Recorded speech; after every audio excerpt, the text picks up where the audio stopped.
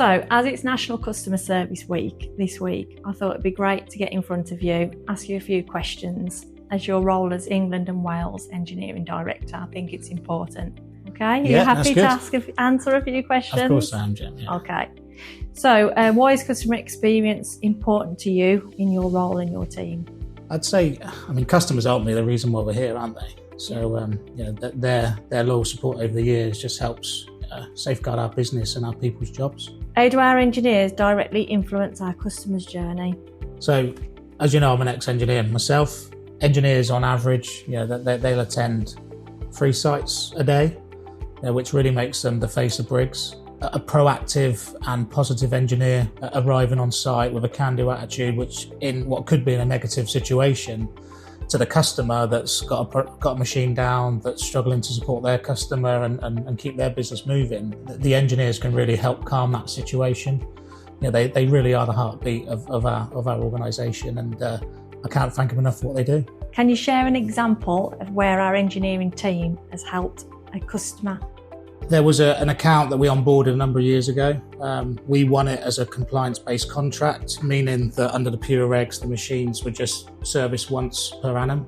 Working with that account, we noticed that the reactive spends were really, really high. So we sat down in various different review meetings with the customer. And as a result of that, we explained to them that while it was a compliance-based contract, the machines themselves were actually being used beyond that. So we needed to tailor the servicing in line with the machine usage. So as a result, we did some analysis on the data that we had.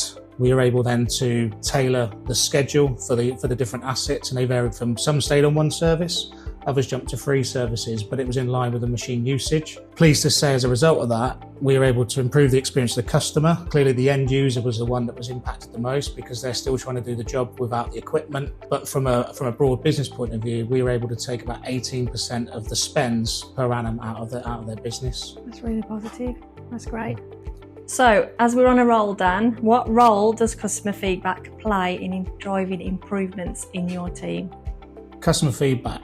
It keeps us honest, to be fair, Gem. I think at times, and not just at Briggs, but in any business, big organisation, you can become very internally focused. As a result of that, you think what you're doing internally is what the customer needs. So that feedback that is then presented to us, sometimes it can reaffirm what we're doing, but also it can open up some of those blind spots that we may have and get that voice of the customer from their perspective to help us go and have a look in the mirror to make sure that what we're doing and how we're tailoring our service going forward, not just the service, the products that we offer, it is in line with their values and their requirements.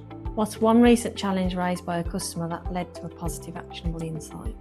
So one that sort of jumps me straight away is a customer where they challenge us around a long lead time on a repair. We do north of 750 jobs per day for our engineering team. So as you can imagine, we carry an amount of work in progress. And it seemed that repair in itself just got lost in the work in progress. So as a management team, we sat down to work out how we can prevent that from happening again. So one of the solutions to come up was create an exceptions dash within our Power BI tool that we use from our system data to effectively set some parameters that then take any assets that fall outside of those parameters onto a dashboard. So that's the solution. What that then does is provides the right visibility to the right person at the right time that applies an increased focus to those assets, because that almost becomes their daily task list to completion. That's in current design. I couldn't wait for that report to come, that dashboard. So what we're looking at doing in the meantime, we're looking at what we've designed as 6 key areas where we look at 6 different lines in our work in progress and look at the oldest job in each one. And that has a daily and weekly focus around the oldest job in those 6 categories to effectively reduce the age profile to make sure that those types of jobs I've just discussed don't get lost. So it's a win-win. So how do you encourage your team to think with a customer first mindset?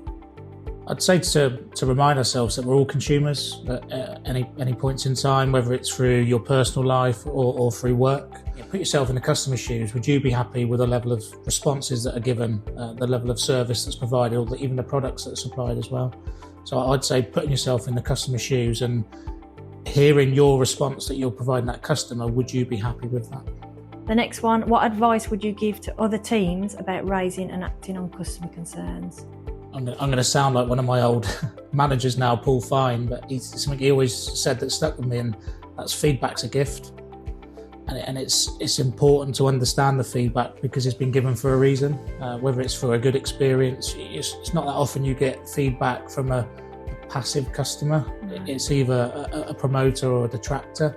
So it's about taking that feedback and really understanding it. And it's our opportunity to take that and to do something with it. I'm pleased with what we do with the customer experience teams, where we collate the responses and we categorise them, and we even change processes as a result of the feedback given, and then we'll write back out to the customers for those responders and non-responders.